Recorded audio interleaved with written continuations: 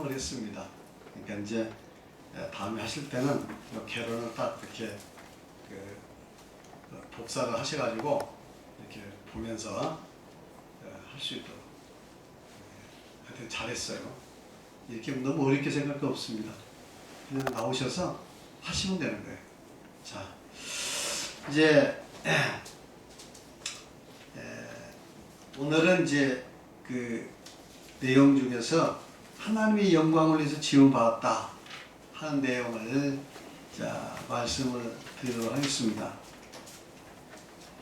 하나님께서 천지 만물을 여섯 동안 창조하시고 그리고 인간을 여섯째 날에 우리 인간을 만드셨는데 육과 혼과 영으로 만드셨고 하나님의 영광을 위해서 만들었습니다. 그러니까 하나님께서 우리 인간을 만든 목적은 하나님의 영광을 위해서요. 그러니까 그 모든 사물은 존재하는 모든 사물은 다 그 존재의 목적이 있습니다. 존재의 목적이 있어요. 존재의 목적이 없이 있는 건 없죠. 여기 종이라든가 여기 마이크라든가 다 이 존재하는 것은 그 목적이 있잖아요. 그래서 우리 인간도 하나님께서 만드실 때 아무런 이유 없이 만든 게 아니라 하나님의 그 영광을 위해서 하나님의 영광을 위해서 우리 인간을 만들었다 하는 겁니다. 그래서 이사야 43장 7절을 보니까 그 앞에 보시면 무릇 내 이름으로 일컫는 자 내가 내 영광을 위해서 창조한 자를 오게 하라. 그들을 내가 지었고 만들느니라. 그렇죠? 그러니까 이 하나님께서 우리를 부르실 때는 우리를 불렀을 때는 무엇을 위해서? 하나님의 영광을 위해서 불렀다. 이렇게 이야기합니다. 믿습니까? 믿습니까? 한 소리 하세요. 믿습니까? 아멘. 하나님의 영광을 위해서 만드셨다. 그러니까 지금 우리도 그랬는데 과거에 하나님께서 우리 인간을 만드실 때도 여전히 동일하게 하나님의 영광을 위해서 만드셨다 하는 것을 아셔야 합니다. 그러니까 여러분 우리는 하나님 믿는 성도들은 하나님께서 나를 부르실 때는 하나님의 영광을 위해서 부르셨다 하는 것을 꼭 마음속에 기억하시기 바랍니다. 아멘. 그러면 하나님의 영광을 위하는 것이 구체적으로 뭘까요? 저는 몇 가지로 말씀을 드립니다. 첫째로는 하나님을 위해서 사는 것이다. 하나님을 위해서 사는 것이다. 로마서 14장 7절로 보니까 다 같이 우리 봉독하겠습니다. 로마서 14장 7절로 8절 시작. 우리 중 누구든지 자기를 위하여 사는 자가 없고 자기를 위하여 죽는 자도 없도다. 우리가 살아도 주를 위하여 죽어도 주를 위하여 죽나니 그러므로 사나 죽으나 우리가 주의 것이로다. 여기서 보면 자기를 위하여가 두 번 나오고 주를 위하여가 두 번 나옵니다. 우리 중 누구든지 자기를 위하여 사는 자가 없고 자기가 죽는 자가 없다. 세상 사람들은 하나님 믿지 않는 사람들은 다 누굴 위해 삽니까? 누굴 위해 살아요? 자기를 위해 살죠. 자기를 위해 살고 자기를 위해 죽는 거 아니겠습니까? 자기를 위해 살고 자기를 위해 죽습니다. 이것은 모든 사람들의 삶의 목표요 방식이라고 볼 수가 있겠습니다. 그것은 또 우리 인간의 본능이죠. 본능이 합치합니다. 나를 위해 산다. 너무 당연한 거 아니겠습니까? 나를 위해서 밥 먹는다. 그거 너무 당연한 거 아니겠어요? 이것은 우리의 그 본능이 합치하고 그것은 우리 인간 중심적인 인본주의적 사고방식에서 너무도 당연한 겁니다. 그걸 탓할 수가 없어요. 삶의 동기가 다 자기를 위해서니까. 그런데 이제 우리가 이 하나님을 알고 나면 생각이 바뀌어야 돼요. 이젠 내가 인생을 사는 것은 나를 위해서가 아니라 나를 만드신 하나님의 목적에 맞도록 하나님의 목적에 부합하도록 사는 것이로구나. 이것을 아세요. 그래야 인생에 진정한 행복 있고 또 삶의 가치가 있습니다. 위하여는 많은 삶의 목적을 말하는데 인간은 무엇인가를 위하여 사는 존재예요. 그렇지 않습니까? 무엇인가를 위하여 사는 존재예요. 자식을 위해서 사는 존재? 아니면 재물을 위해서 사는 존재? 명예를 추구하며 사는 존재? 권력을 추구하며 사는 존재? 또 학문을 추구하는 사는 존재? 그리고 조금 저급하게는 그저 육신적 쾌락만을 추구하는 그 존재. 또 조금 고상하게는 어떤 사상을 위해서 혹은 종교를 위해서 살아가는 그러한 존재라고 말씀드릴 수가 있겠습니다. 그런데 이 존재하는 것은 그 목적에 맞았을 때에 그 존재의 가치가 있는 거죠. 예를 들어 시계가 있으면 그 시계의 그 존재의 목적은 뭡니까? 시간을 정확히 알려준 거 아니겠어요? 근데 시계가 시간을 정확히 안 알려주면 존재의 가치가 없어요. 그러니까 폐기처 보입니다. 뭐든지 마찬가지. 여기 존재하는 다 그 존재의 그 목적이 맞을 때에 그게 가치가 있는 거예요. 그리고 또 그럴 때에 그것을 만든 사람 혹은 그걸 사용한 사람이 어떻습니까? 일종의 영광을 받습니다. 그래서 사람이 이와 같이 목적에 맞게 사는 것이 얼마나 중요합니다. 근데 사람들은 하나님께서 우리를 만드신 목적에 맞게 살지 않기 때문에 사실 거기에서 불행이 있고 온갖 이 고통이 있습니다. 그런지도 모르고 사람들은 그냥 재물을 추구하고 명예를 추구하고 그리고 또 쾌락을 추구하고 그러다 보니까 사실은 거기에서 뭔가 얻어질 것 같은데 얻어지지 못하고 더 많은 고통과 더 많은 괴로움을 당하는 것입니다. 어떤 집에 시골집에 개가 있었고 또 소가 있었어요. 그런데 이제 주인이 집을 들어오면 개는 가가지고 꼬리를 막 흔들면서 주인에게 다가가서 막 멍멍 짖기도 하고 그 다음에 푸쩍푸쩍 뛰기도 하면서 주인을 반갑게 맞이합니다. 근데 주인이 개를 참 예뻐해줘요. 근데 소는 밖에 나가서 고생을 많이 하고 일을 많이 해도 주인이 별로 그렇게 예뻐해주지 않습니다. 그래서 이 소가 가만히 쳐다보고 있다가 나도 좀 주인에게 예쁨을 받아야겠다. 그래서 개를 보니까 주인이 오면 막 저기 펄쩍펄쩍 뛰면서 멍멍거리면서 그러거든. 그러니까 어느 날 소가 밖에 이제 마당에다 이렇게 딱 꽃비를 매놨는데 주인이 오니까 아주 개 흉내를 냈어요. 그래서 쫓아가서 막 펄쩍펄쩍 뛰면서 반가운 신용을 했습니다. 그랬더니 주인이 뭐라고 하는지 아세요? 이놈 소 미쳤나? 하고 두들겨 패드한 겁니다. 그러니까 개는 그렇게 해야 그 목적이 맞는 거예요. 그 귀여움이 맞는 거예요. 소는 뭡니까? 그저 열심히 일하면 이 주인이 그것으로서 소의 역할을 하는 거예요. 소가 개처럼 주인 기쁘게 해주려고 막 뛰어들면 저놈 소 미쳤나 하는 거죠. 마찬가지로 사람도 마찬가지입니다. 사람은 하나님의 영광을 위해서 그리고 하나님을 위해서 하나님을 목적 삼아서 또 하나님이 원하시는 그런 목적에 따라서 사는 삶, 이것이 바로 우리를 인간되게 하고 참된 가치 있는 삶을 살게 하고 그리고 그렇게 살 때 하나님을 기쁘시게 하고 하나님이 기쁘시게 하니까 하나님께서 반드시 우리에게 참된 축복과 평안을 주실 줄 믿습니다. 그러니까 인생이 어떻게 해볼 것인가? 세상 사람들은 재물을 명예를 그 목적 삼아서 나가는데 그것이 필요 없다는 얘기예요. 하나님께서는 재물도 우리에게 주시고 명예도 주시고 또 인간의 참된 행복도 주시고 다 주시는데 그것이 목표가 되고 그것이 목적이 되면 거기서 참된 행복을 얻을 수 없습니다. 잠시는 얻는 것 같지만 지나놓고 보면 결국 더 큰 고통이요 괴로움이요 삶이 꼬여가지고 여러 가지 괴로움과 번민을 범인 속에서 살 수밖에 없습니다. 그러니까 우리는 부디 이제부터는 하나님 성도를 어떻게 바꾸시라고요? 하나님을 위해서 살겠다, 하나님의 영광을 위해서 살겠다 하는 그 분명한 삶의 목표를 정하시기를 바랍니다. 그 다음에 이제 두 번째는 하나님의 뜻에 순종하는 삶이에요. 하나님 뜻에 순종하는 삶.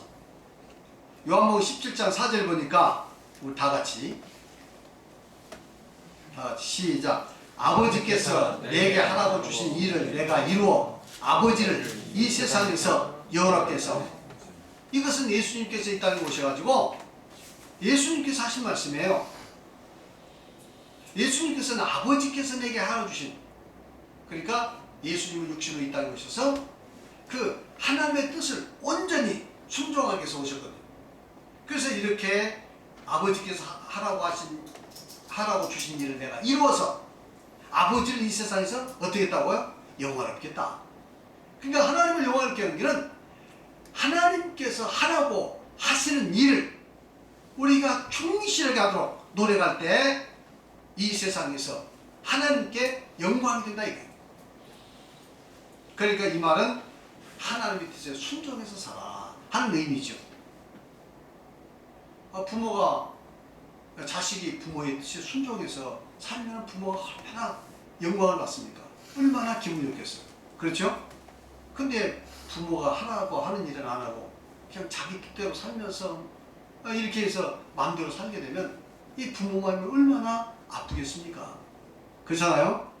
그러니까 이 부모의 뜻을 헤아려서 부모의 뜻에 맞도록 100%는 다 못하더라도 그렇게 살려고 노력을 하면 이 부모의 마음이 얼마나 기쁘시겠습니까? 그렇죠? 네. 마찬가지로 하나님께서 우리를 만드셨으니까 우리가 어떻게 하면 그 하나님의 뜻대로 살까? 하나님의 뜻에 순종할까? 이렇게 생각하고 그렇게 살도록 힘썼을 때 우리 하나님께서 얼마나 기뻐하시고 영광을 받으시겠냐 이거예요. 하나님은 내가 얼마나 많이 순종했고 얼마나 많은 일을 했느냐 하는 것을 보질 않습니다. 중심에서 마음속 깊은 곳에서 그 하나님 말씀에 순종하기를 바랍니다. 하나님 뜻에 순종하기를 원하고 그렇게 노력하는 그 성도를 기뻐하시고 영광을 그를 통해서 영광을 받게 될 줄 믿습니다. 아멘. 이제 우리가 이 그 구원의 원리 전체적으로 보면 약간 오해하는 측면이 있을 수가 있어요.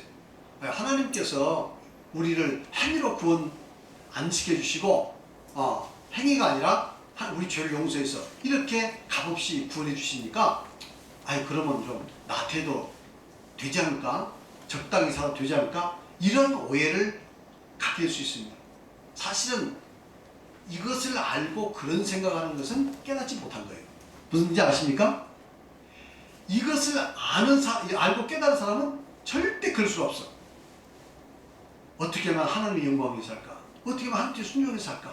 어떻게 하면 좀 더 하나님께 충성하며 살까? 어떻게 하면 좀 더 선하게 그리고 좀 더 사랑을 실천하며 살까? 이렇게 생각하는 거지. 그것이 좀 부족할 수는 있지만 그러한 이 마음, 그러한 하나님께 그 충성하고 또 하나님 뜻대로 살려는 이러한 마음이 약화될 수는 없습니다. 아시겠죠? 그러나 잘못 깨달은 사람은 이것을 가지고 오히려 그거 잘 됐네. 그냥 하나님께서 은혜로 구원시켜 주시고 값없이 구원시켜 주시고 우리 죄를 용서해서 구원시키니까 우리 적당히 살아도 되지 않겠냐. 무슨 죄를 져도 얼마나 좋을까. 이렇게 생각하는 사람은 아무리 지식적으로 알아도 깨달은 것이 아니에요. 그 믿음화 되지 않았기 때문에 그런 믿음으로는 구원받을 수 없다 하는 것을 말씀을 드립니다. 그 다음에 이제 세 번째로는 하나님의 은혜에 감사하며 사는 것이다. 하나님의 영광을 위해서 사는 것은 뭐라고요? 하나님의 은혜에 감사하며 사는 것이다. 시편 50편 24절 보시겠습니다.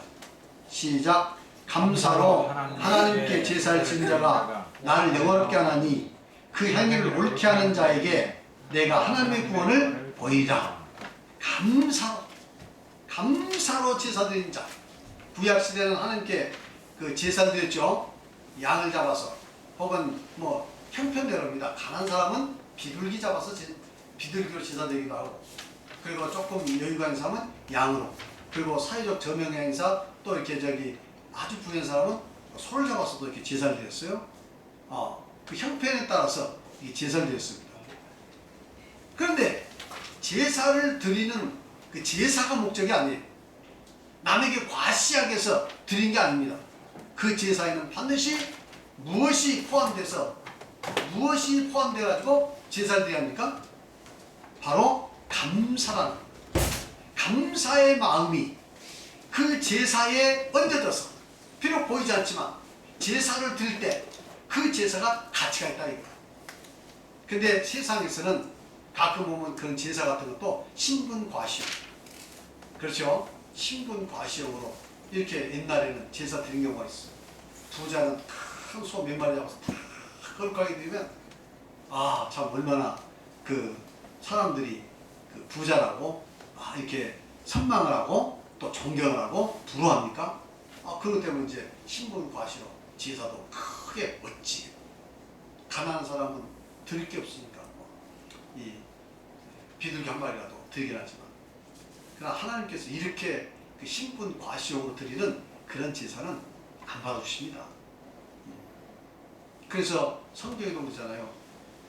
이 예수님께서도 예배를 드리고 이제 사람들이 나가는데 헌금을 받잖아요, 예수님께서. 그런데 부자들은 이제 헌금을 척척 하고 나갑니다. 근데 가난한 과부는 그때 당시에 동전 하나, 두랩돈, 동전 2개 가지고 이제 그 헌금을 했어요. 그래서 예수님께서 그걸 보시고 제자한테 뭐라고 얘기합니까? 지금 헌금한 수에서 이 과부가 가장 헌금을 많이 했다. 지금 부자들은 자기 있는 것 중에서 조금 했지만 이 과부는 그 2랩돈은 그 생활비 전부였다. 제일 많이 했다고 이렇게 인정을 해주시고 칭찬해 주시는 내용이 나와 있습니다. 아마 저는 이 과부는 그것이 많고 적고를 떠나서 정성껏 했지 않냐, 또 감사한 마음을 담아서 했지 않냐, 저는 이렇게 생각을 합니다. 그러니까 반드시 하나님께 드리는 예물에는 뭐가 거기에 얹어져야 합니까? 뭐가요? 감사가 얹어져. 감사. 작은 것에도 적으면 적은 대로, 성경에 그렇잖아요. 하나님께서는 있으면 있는 대로 받을 것이요 없는 자에는 받지 않는다고 그랬어요.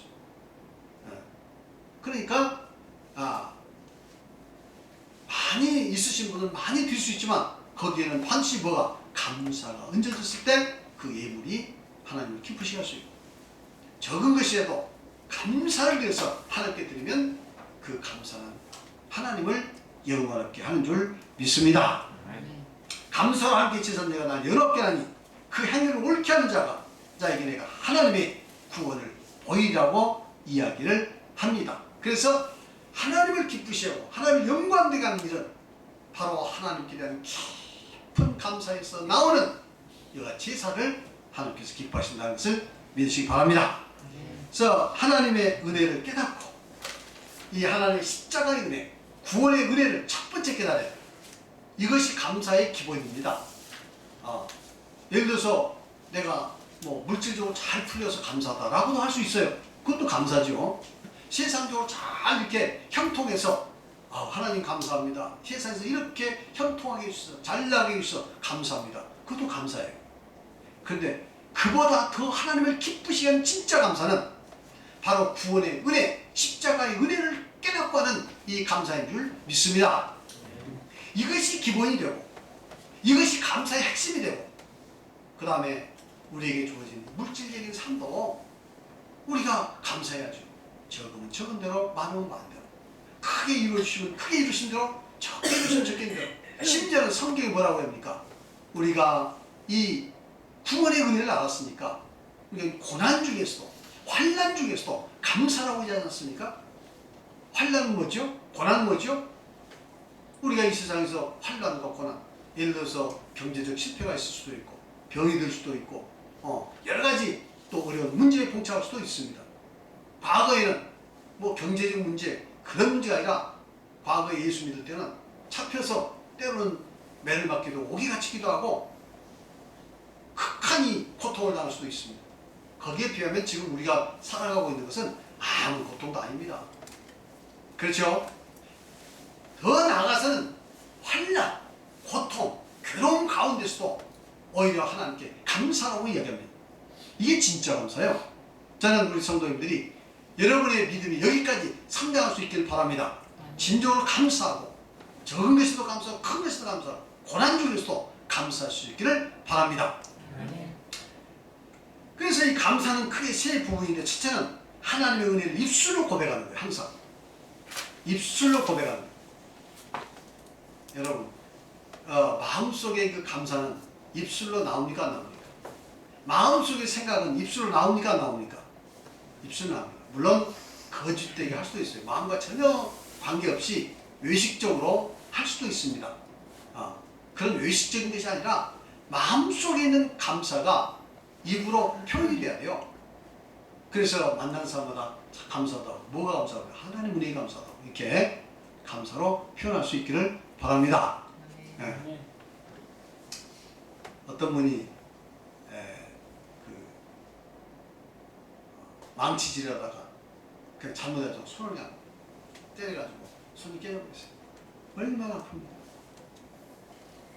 그래 이제 손이 깨졌는데 아프니까 병원을 막 갔는데 가는데 마침 이제 신도를 만났어요. 어디 가십니까? 이제 그 대만에서 있었던 일입니다. 대만에서는 굉장히 그 감사주, 간시주인데 이게 아주 입에 붙어서 합니다. 우리나라 사람들은 우리는 이렇게 감사주란 말 안 해요. 주님께 감사합니다. 이렇게 하는 좀 말이 길지요. 근데 대만에서는 그냥 간시주. 그러면 딱 세 자예요. 감사주.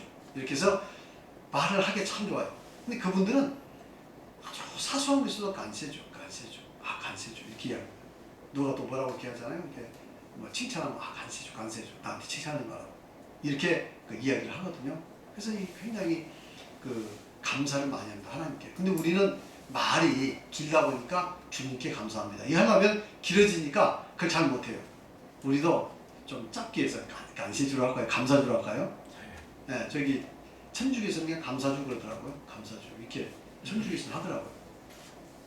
그러니까 우리도 좀 짧게 해서 감사주라고 이렇게 우리끼리라도 좀 해야 할 것 같아요. 그래서 뭔 일 있으면 항상 감사주.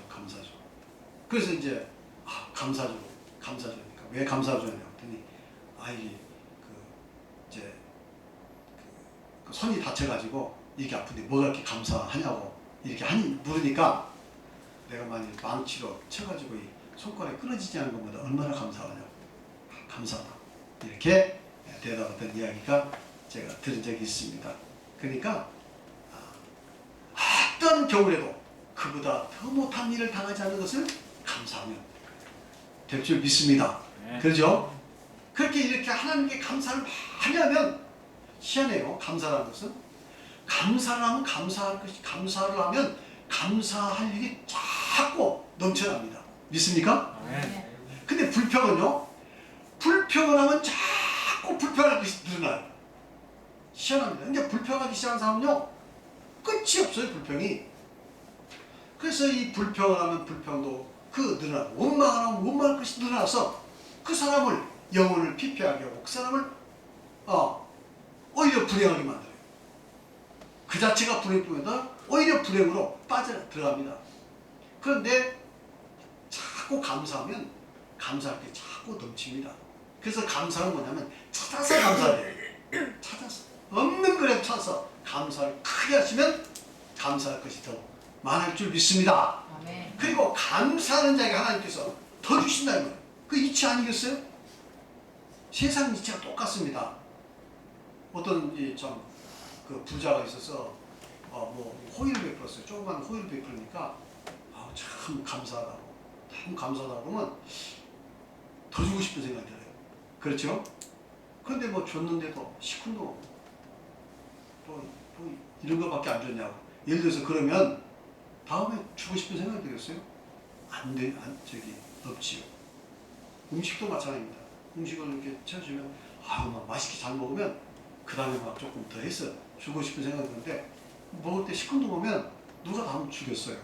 그렇죠? 그런 마음은 하나님도 똑같습니다.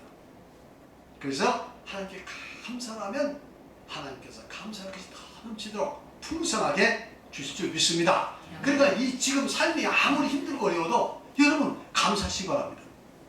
그리고 하나님께 간절히 기도하시길 바랍니다. 소원을 가지고 하나님께 기도하시기를 바랍니다.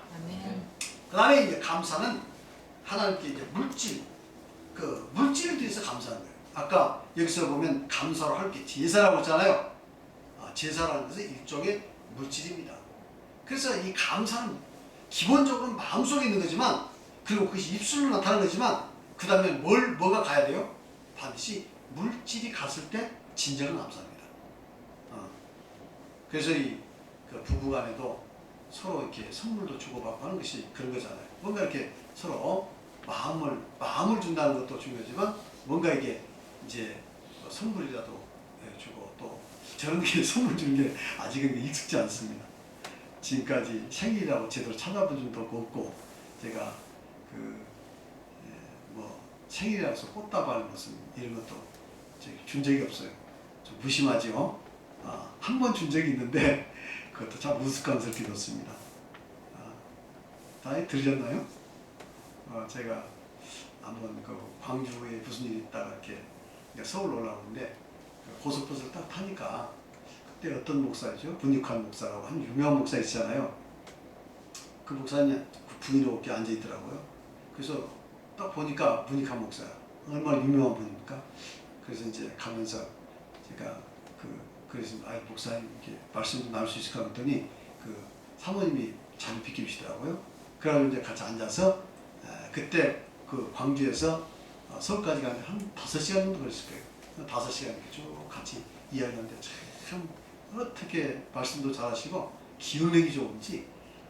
그래가지고 그때 마침 그분이 그 북한에 가서 김일성 주석을 만나고 이렇게 내려와서 구속되고 딱 풀린 그 상태입니다. 그래가지고 이제 그 북한에서 있었던 여러 가지 이야기를 많이 해주는데, 그 중에 하나가 뭐냐면 이제 가서 그랬대요. 당신이 있을 때 이 나라가 통일이 돼야 한다. 지금 결국 당신이 있을 때 이 나라가 분단이 됐지 않느냐. 이 나라를 통일시켜야 한다. 그러면서 통일 조건을 몇 가지를 이야기했대요. 첫째는 뭐냐면 우상화를 포기해라. 당신을 지금 막 우상화시키는데 더 이상 그 일을 하지 말아라. 그 다음에 이제 이제 남북 간에 빨리 이게 서로 상호 방문해서 이게 이제 서로 전쟁, 그러니까 서로 남북 간의 그 전쟁 그런 일들을 빨리 종식시켜라. 그리고 이제 여러 가지 이야기 많이 했대요. 그 이후로 진짜 이제 우상화 작업이 중단이 됐대요.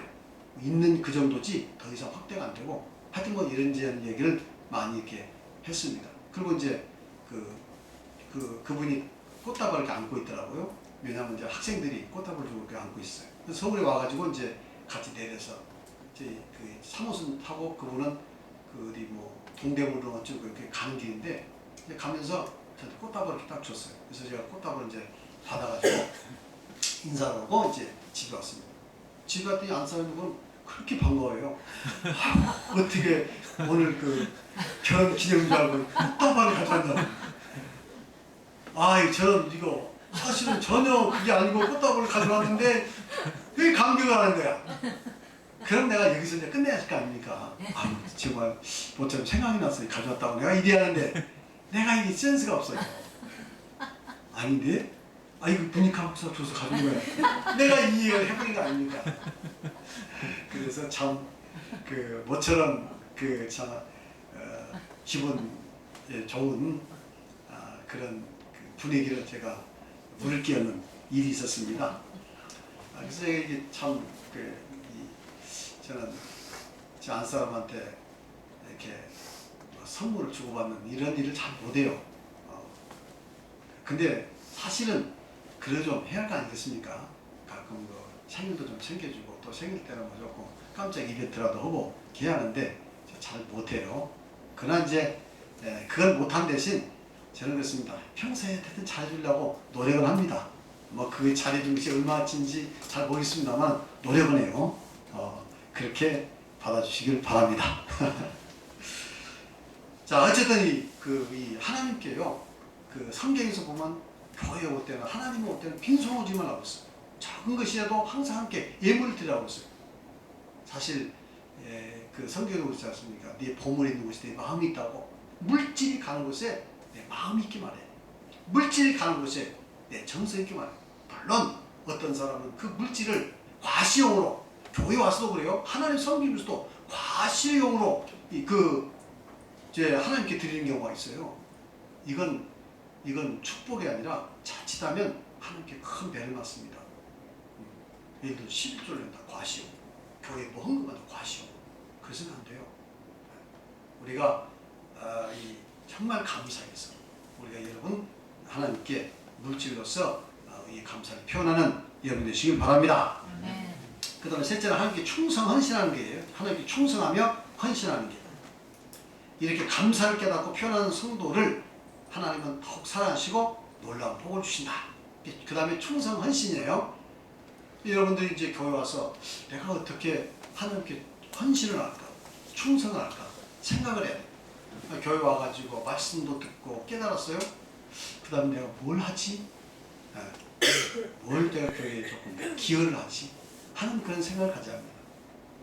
그러니까 교회에서는 뭐 꼭 물질로만 아니라 얼마든지 와서 청소도 할 수 있는 것이고, 뭔가 또 이 수리도 할 수 있는 것이고, 그리고 교회를 일을 해서 내가 뭘 하지라고 찾아서 이렇게, 물론 이제 봉사 분담표가 있으면 그건 이제 하는 거고, 또 그 외에도 찾아서 열심히 하는 게 얼마나 아름답습니까? 그렇죠?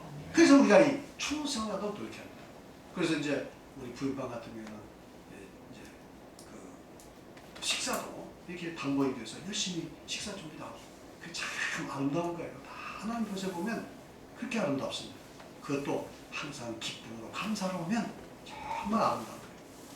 그래서 혹시 여러분들이 다소간 일을 할 때에 기쁜 마음이 없다 하더라도 오늘 회개하시고 기쁜 마음으로 바꿔 나가시는 것이 좋습니다. 그렇죠? 또 여러분 하다가 위선적인 뭔가 할 때 과시하고 싶은 생각이 있으면 회개하시고, 그 과시하고 싶은 마음을 없애시고 끊임없이, 그리고 항상 우리 마음을 이렇게 순수한 마음, 감사한 마음으로 바꿔나가면 하나님께서 기뻐할 줄 믿습니다. 어떤 사람은 가끔 그래요. 내가 이게 하는데 감사한 마음이 안 들어. 그러니까 위선 아니야? 차라리 그럴 바에는 내가 안 한 게 낫겠어. 이렇게 말하시는 분인데 그건 잘못입니다. 원칙적으로 하시는 게 좋아요. 그리고 그런 마음이 안 들면 회개하시면 되는 거예요. 아시겠습니까? 그러면 언젠가는 하나님께서 감사의 마음 풍성하게 주실 줄 믿습니다. 그 다음에 세상의 빛과 소금이 되어야 합니다. 세상의 빛과 소금. 마태복음 5장 13절 15절을 한번 읽어봅시다. 시작. 너희는 세상의 소금이니 소금이 만일 그 맛을 잃으면 무엇으로 짜게 하리요? 후에는 아무 쓸데없이 다만 밖에 버리고 사람에게 밟힐 뿐이니라. 너희는 세상의 빛이라. 산 위에 있는 동네가 숨기지 못할 것이요, 이같이 너희 빛이 사람 앞에 비추게 하여 저희로 너희 착한 행실을 보고 하늘에 계신 너희 아버지께 영광을 돌리게 하라. 너희는 세상의 소금이다. 너희는 세상의 빛이다. 소금은 뭐죠? 맛을 내는 거 아닙니까? 그렇죠? 소금의 역할은 맛을 내는 것이고 부패를 방지하는 것이고, 소금의 역할이 참 많습니다. 고기 그냥 맹걸로 먹으면 맛이 없어도 소금 딱 조금 찍으면 그 맛이 참 기가 막히죠. 그렇죠? 짠맛이지만 그 짠맛이 들어가면 참 음식을 그 맛을 냅니다. 너희가 세상의 소금이라는 무슨 뜻입니까? 우리가 그 세상에 나가서 정말 이렇게 소금의 역할을 해야죠. 그래서 맛을 내고, 그리고 또 세상의 부패를 방지하고 썩어짐을 방지하는 그 역할이 되어야 할 줄 믿습니다. 소금이라고 말씀했고, 그 다음에 이제 빛은 뭡니까? 빛은 어둠을 쫓아내는 거 아니겠어요? 깜깜한 어둠에 산다면 얼마나 불편하겠습니까? 그렇죠? 그래서 이 환한 이렇게 환히 빛이 빛나면 얼마나 이게 편하고 사물 보기도 얼마나 좋습니까? 마찬가지로 우리는 어둠이라는 것은 죄악을 상징하고 있습니다. 악한 것을 상징하고 있어요. 사람들은 그 항상 악한 일 할 때는 어둠 가운데 서잖아요. 그렇죠? 몰래 어둠 가운데서 악한 일 하는데 공명정대한, 화나다는 것은 아주 공명정대하다는 얘기죠. 그래서 우리가 이 어둠에 속해가지고 그 악한 일에 종이 돼서 살아가는 저희들이 되지 않길 바랍니다. 어둠에서 나와서 오히려 우리는 빛이 되어야겠어요.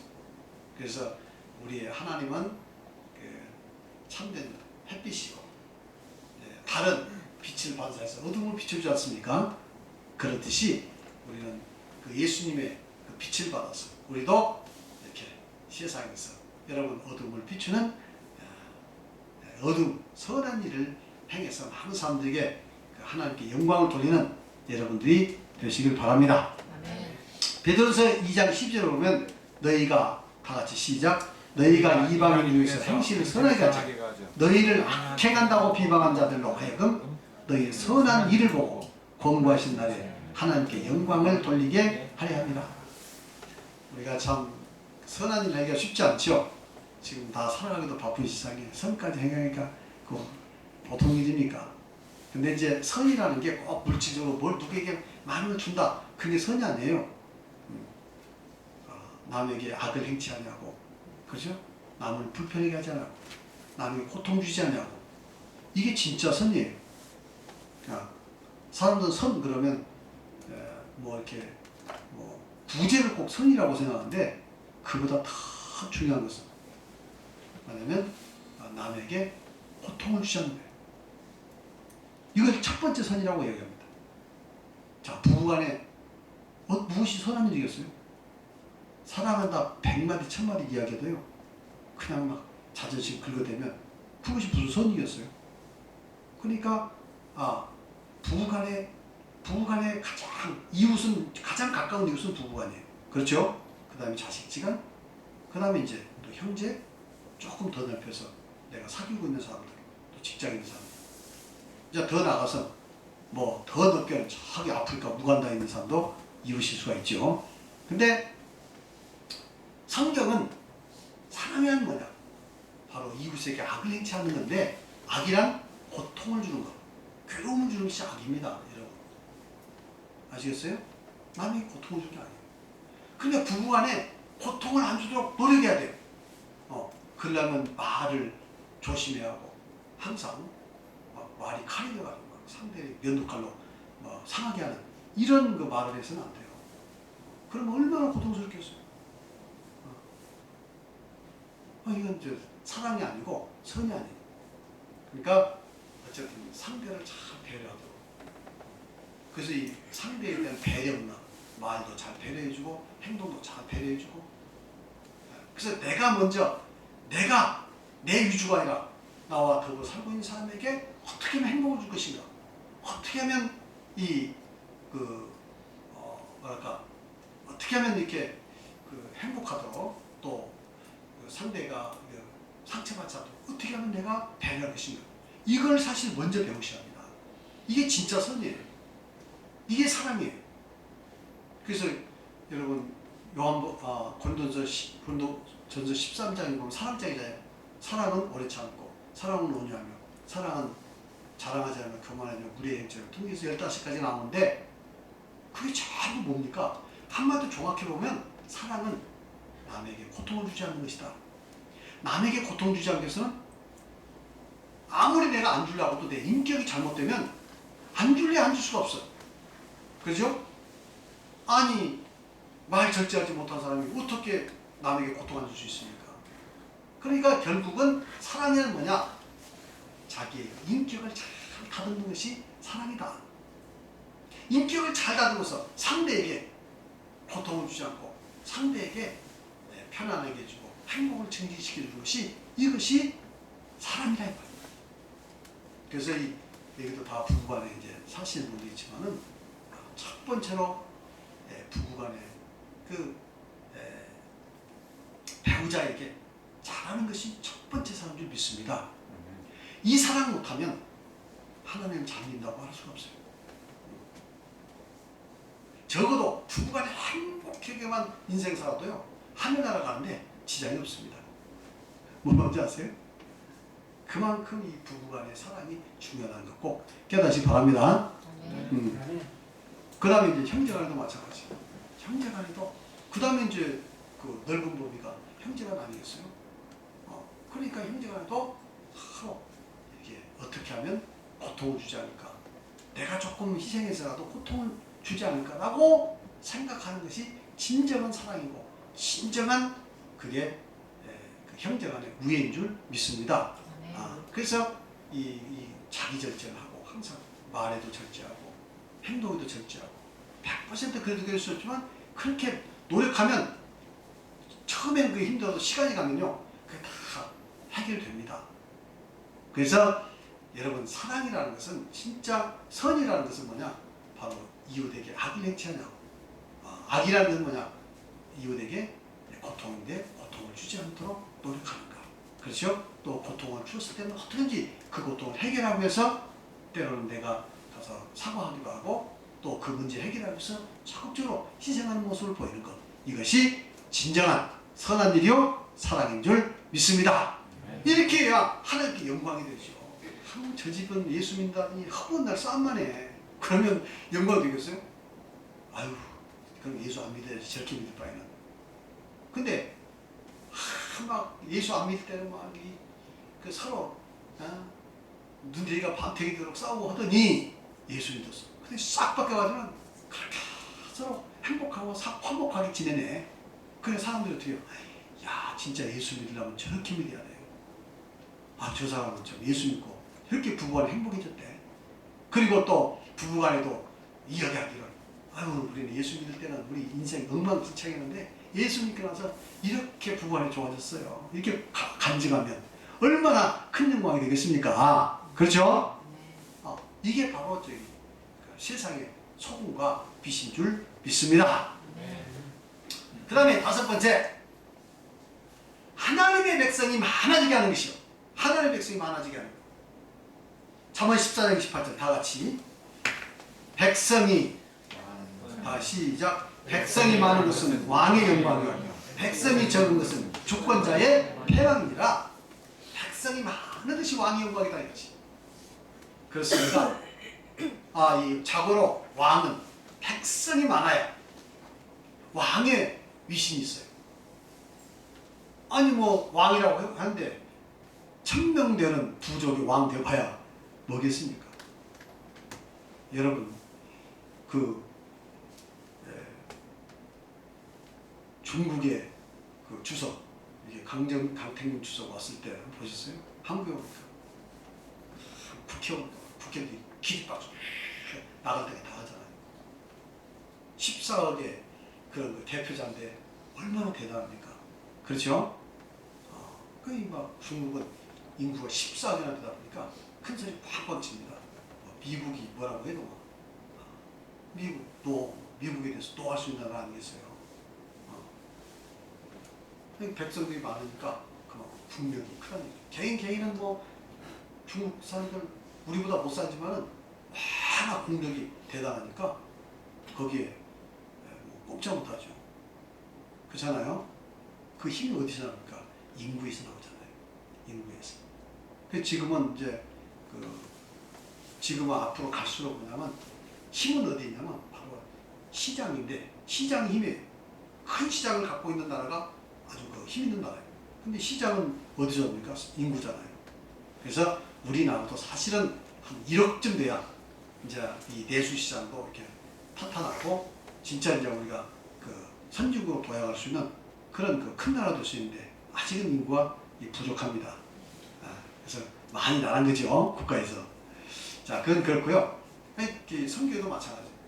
하나님께서 뭘 기뻐하시겠어요? 이렇게 믿는 사람들이 다 많아서 진리를 깨닫고 믿는 사람들이 많아지면 하나님께서 얼마나 기뻐하시겠습니까? 그러니까 그 한 영혼 많아지도록 우리가 이제 노력을 많이 해야 돼요. 그래서 열심히 노력해서 앞으로 우리 주위 분들 한 분 한 분 모셔가지고 우리 여기에서 다 이렇게 진리 말씀 깨닫고 삶이 변화돼서 정말 하나님께 감사하고 또 인생의 의미를 깨닫고 그 삶을 행복하게 들 수 있고 이러다면 얼마나 좋겠습니까? 그렇죠? 그래서 나는 이 장소가 그 행복을 여기 와서 하나님을 섬기는 사람들이 삶이 행복하도록 해주는 것이 되어야 한다. 그 제가 이제 구원의 감격과 풍성한 삶을 회복하는 교회라고 했잖아요. 구원의 감격이 있어야 진정한 풍성한 삶이 회복될 줄 믿습니다. 구원의 감격이 없으면 풍성한 삶을 회복할 수가 없어요. 물질적인 것으로 사람은 뭔가 풍성한 삶을 누리려고 하는데 잠시 그것이 우리에게 좀 더 뭔가 이게 기쁨을 준 것 같아도 풍성하게 하는 것 같아도 물질은 세상적인 것은 진적으로 우리의 영혼을 풍성하게 할 수가 없어요. 우리 삶을 풍성하게 할 수가 없습니다.